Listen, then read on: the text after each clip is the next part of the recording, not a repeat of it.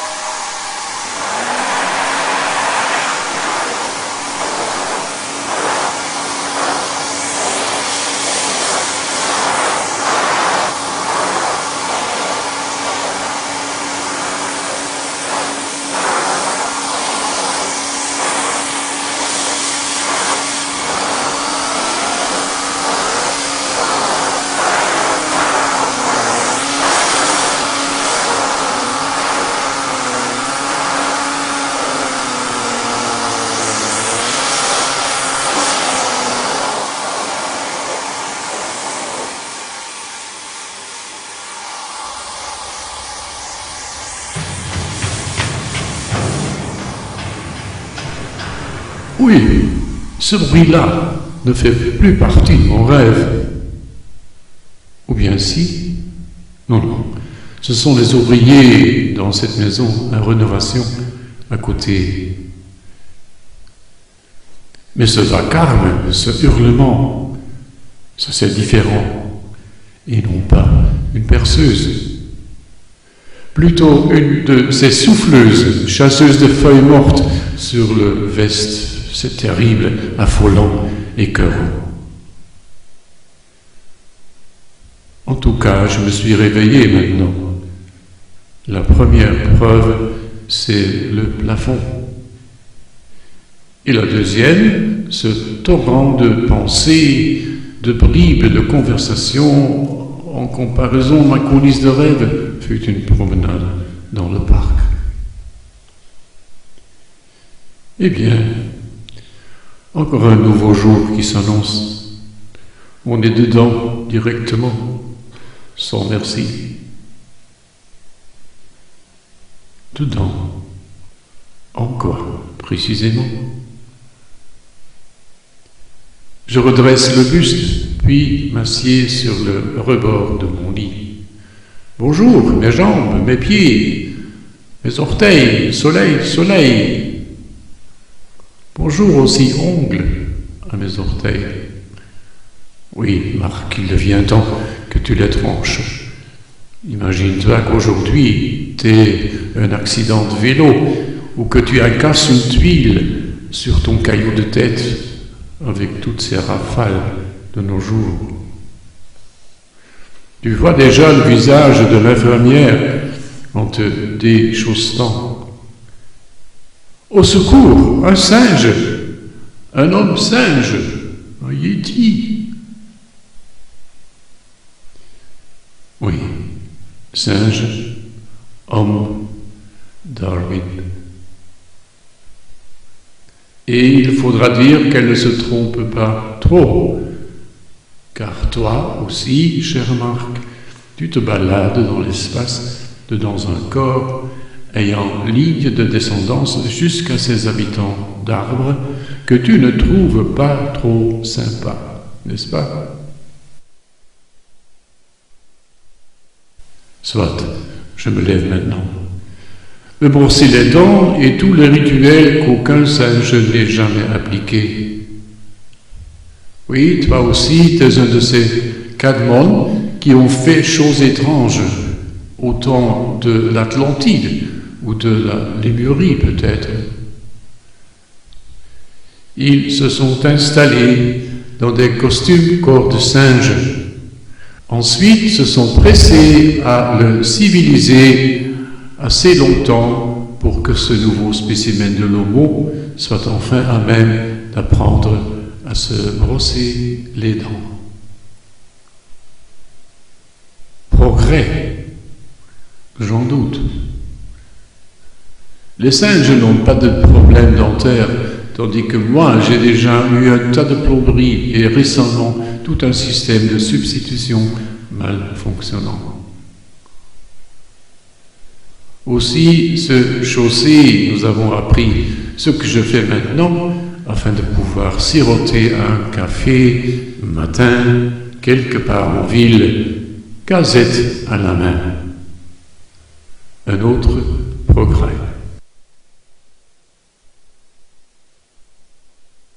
À la table à côté de moi, un homme âgé est en train de trancher des mots croisés. Et là, devant, deux dames. La plus maigre essaie déjà depuis un quart d'heure de dire quelque chose. Mais systématiquement, sa troisième syllabe sera aplatie par le discours lourd de la plus corpulente. Il s'agit de maladies, de spécialistes, assurance, appartement, argent. Et, dans mon journal, quels sont les thèmes? Gouvernement fédéral, Nancy Pelosi, euthanasie, sex scandals, sport, des émeutes partout. Le monde bouillit, presque. Alors, rien de neuf, déjà depuis des semaines. Ennuyé, j'interromps ma lecture pour un moment, délayé par des parcelles de chansons. You say I'm in love, but I can't feel a thing. I believe, I believe. Elle chante de croire, mais aussi qu'elle ne sent plus rien. Est-ce possible, ces deux à la fois? J'observe mes alentours et me réalise ce qui se passe vraiment ici. Le monsieur avec ses mots croisés, les dames, ma gazette. Nous cherchons tous à remplir une vacuité, au fait un précipice, qui nous fait peur. Et notre succès là-dessus ne durera qu'une demi-heure en tant homme-singe.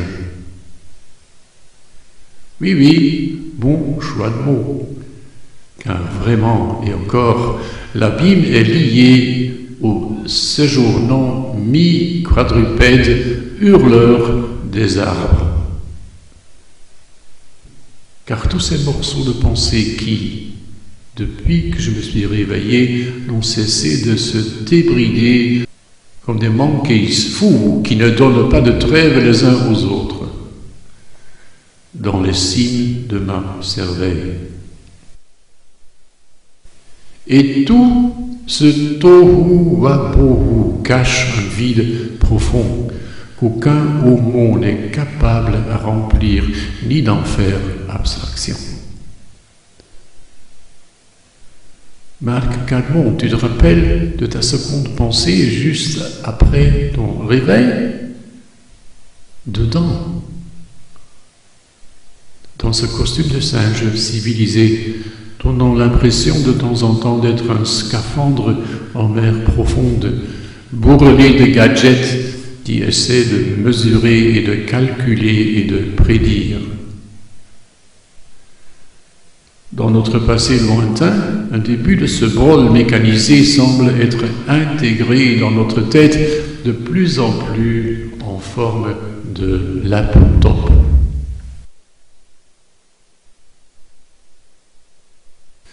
Nos constructions au fond de l'océan puissent nous paraître impressionnantes, super ingénieuses, cette façon de s'être installée. Mais cela n'empêche pas que ce reste un prison sous-marin où, sans carriole, nous continuons à bouger et à évoluer maladroitement. Chaque nuit, ce court échappement vers une bulle énorme, quelque part au milieu, question de permettre à recharger nos batteries. Et le matin, enfin, retour impitoyable vers cette lumière artificielle des profondeurs, dites normales. Est-ce qu'il existerait encore une liaison avec la surface, avec notre navire-mère d'origine? Ou serait-ce un espoir inventé pour nous consoler, pour nous faire fonctionner? Les religions furent là pour dire oui, et elles nous proposèrent leurs shuttles réciproques vers leur vision et version de Dieu. Parfois, en s'entrecroisant les armes. Ce fut le projet D. Au fur et à mesure de leur incompétence, un autre projet C se manifestait.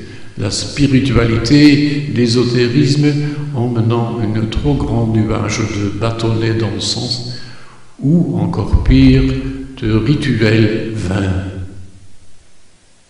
Rideau de fumée, peu convaincant. Tout compte fait. Un dernier projet B est en train de prendre l'envol.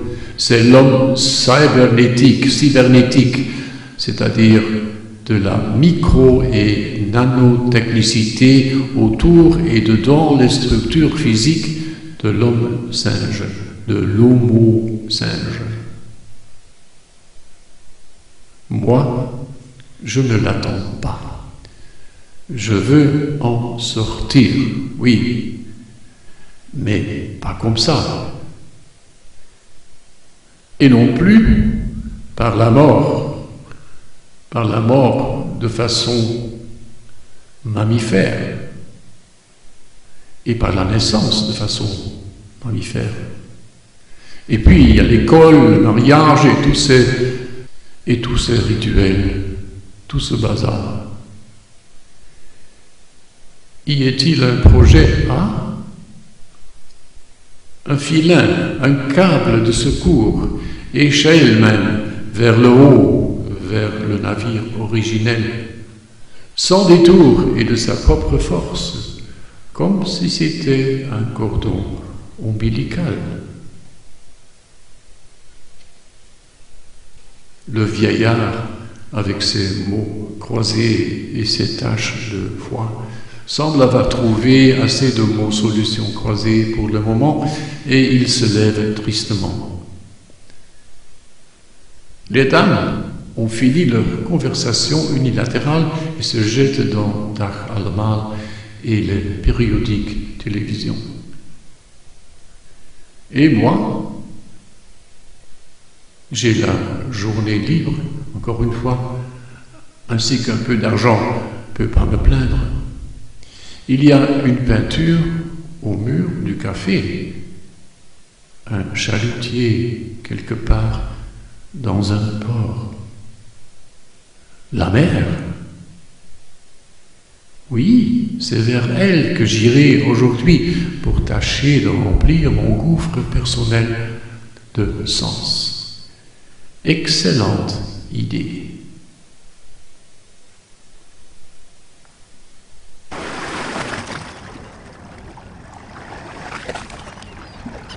L'après-midi à Katzand. C'est la fin de la marée basse, la mer remonte. Je cherche l'endroit le plus propice à mes besoins, ce qui s'avère être un brise-lames. Les sons, les couleurs, la vue. C'est drôle, tout de suite j'ai senti que cet endroit influence mon activité cérébrale. Ces trifouillements de singes, ce méconcert de leurs cris disharmoniques dans mes rains devient plus faible.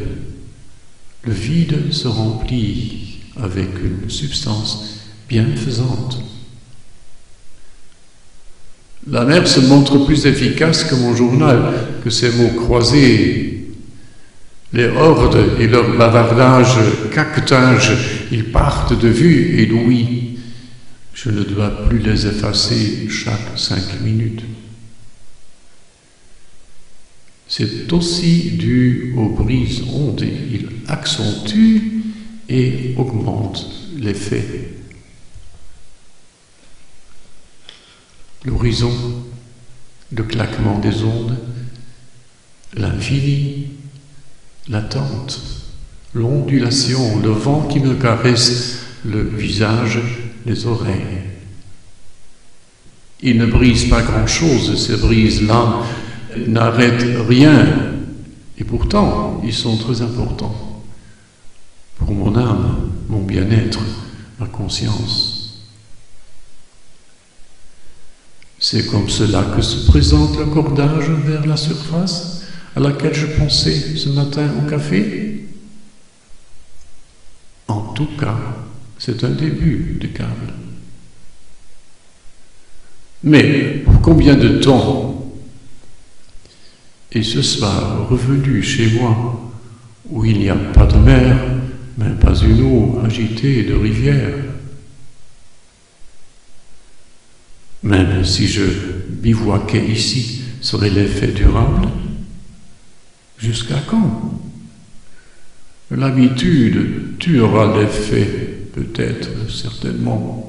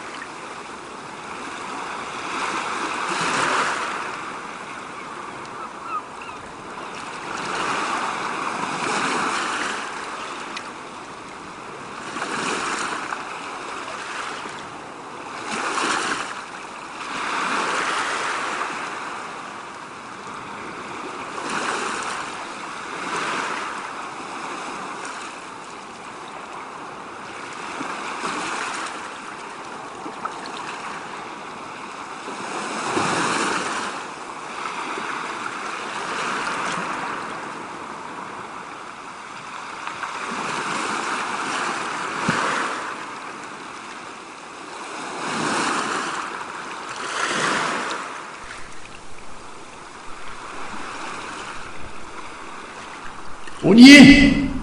Homme, singe, ange, âne, diable, poisson. On y est. Projet A. Les enfants qui énervent, maman, je m'ennuie, et commencent à tirer aux tresses de leur sœur. Et les sœurs trouvent autre chose, plus psycho. Et des intellectuels qui se dessèchent entre leurs étagères de livres. Tout cela finito dans un futur proche. Tout cela passé composé. Marc, ancien Calmon, découvre encore aujourd'hui la mer, partout à ta disposition, dans la rue, en voiture, pendant les courses, quand tu te brosses les dents. Toujours, partout. La mer dedans toi-même, la respiration. L'unique vraie preuve que Dieu existe. Le cordon ombilical vers le navire mère-père à la surface de cet océan qui nous enveloppe et qui nous étouffe. Elle aussi contrariée à volonté par ces brises ondes de notre choix, de notre initiative, en arrêtant son cours 2 fois. D'abord en inspirant brièvement et aussi après avoir exhalé. Contrarié, sans succès, bien sûr. Ce sera seulement un effet de conscience si important. Ce n'est pas moi qui respire, je suis respiré.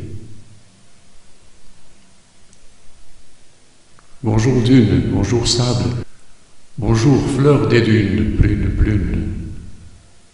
Aujourd'hui, Marc nous salue les choses, pas seulement le matin, mais aussi l'après-midi, car il est tellement content d'avoir mis pied dans ce sable chaud sur la clé de la libération ultimative, quittant de la sorte le geôlier de cette vie de singe civilisé, laissant derrière ce lourd scaphandre de honte.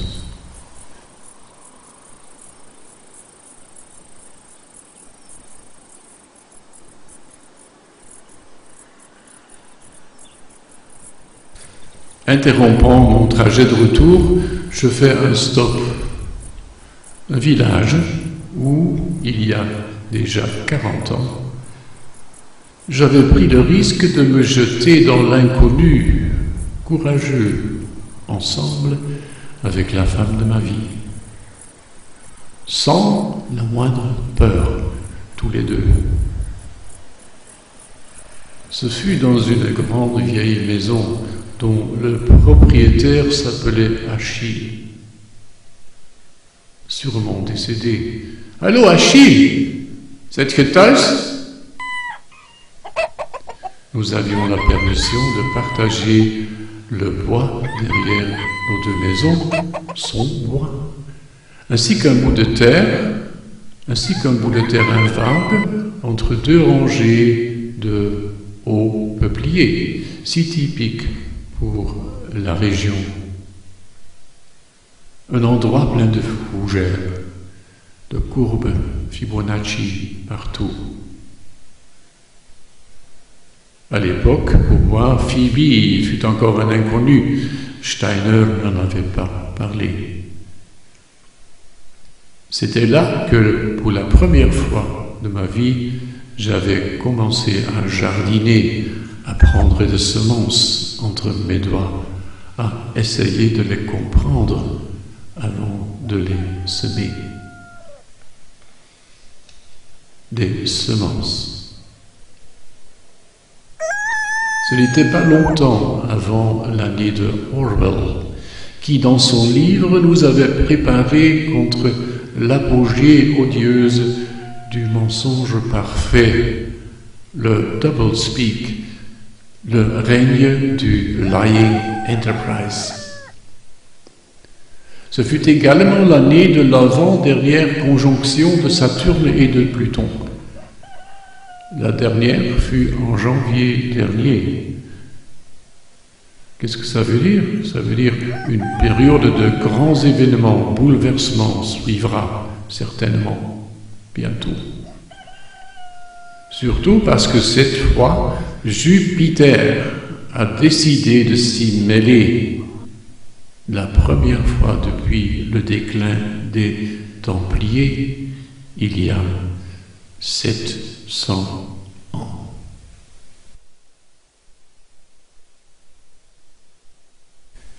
Et le soir, je suis revenu chez moi dans la solitude, qui est une chance, étant le vrai et le seul accès vers la découverte de ce pas en direction surface où notre bateau de départ nous attend et surveille, j'espère.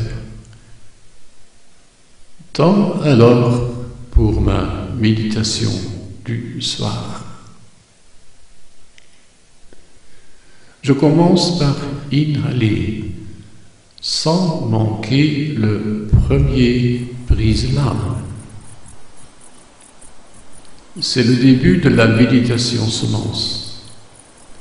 La haleine me conduit directement devant la porte de Kéter et il s'offre la source. Là, j'énonce mes vœux triples, universels, local et personnel. Après, un peu plus bas en sens dimensionnel, je cherche ma petite niche dans un cercle grandissant. Est-ce que je connais ces visages autour? Le Nazaréen, Bouddha, Joseph de Arimathea, Marie, Colomban, un oncle, un ami. Mon exercice, ma tâche là, recueillir la lumière de Kéter dans mon âme en forme de miroir convexe, qui rejette à son tour cette lumière concentrée vers un pilier, un axe, au milieu pile. Lui aussi un miroir qui reçoit et reflète à la fois vers le bas, vers notre troisième dimension, Malkout. Mon problème là, c'est d'ajuster le faisceau de lumière afin qu'il brigue, qu'il touche à chaque instant plus directement l'axe central de sa vibration. Ceci ne me sera possible que lorsque je fasse revue de ma journée sur Terre. Étais-je sincère, rectiligne, généreux et courageux à la fois, ou avais-je encore une fois trop de problèmes d'ego à combattre et résoudre en vanité cachée? Demain, je ferai mieux. Après, je dirige mon faisceau vers le pilier miroir central, si mal, si bien, si précis, si imprécis que j'en sois capable pour le moment. Ensemble avec tout le rayonné des autres. Vers le bas, le tout à la manière supposée d'une sémence dont j'avais essayé d'apprendre les engrenages subtils, intrinsiques. Jusqu'à Malkout, jusqu'à la matière, nos corps, notre monde.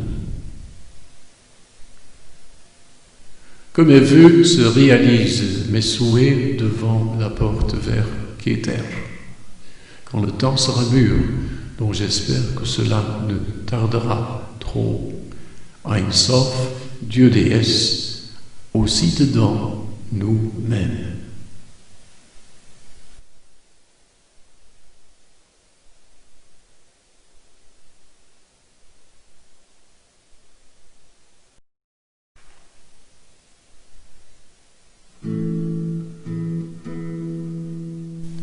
Bonne nuit, tu te semblais laisser errant sur la terre, reposer comme un enfant bien surveillé qui à part n'a rien à faire.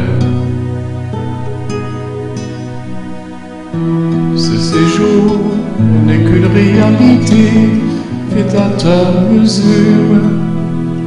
Tu as un ange qui s'occupe de tes rêves et un autre qui les achève.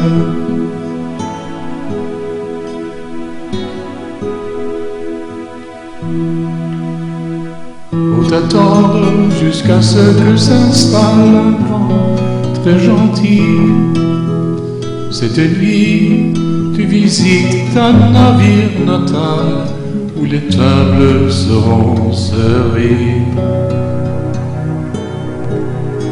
Je m'en doute, s'il restera souci demain le matin.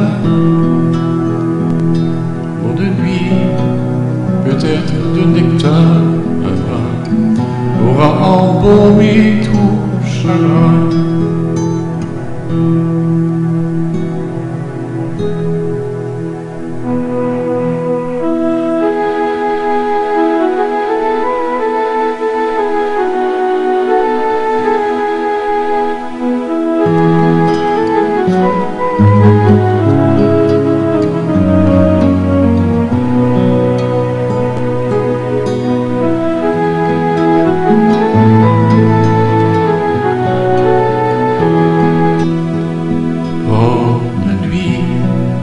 Et confiance de tes deux anges, le second surtout te ravit.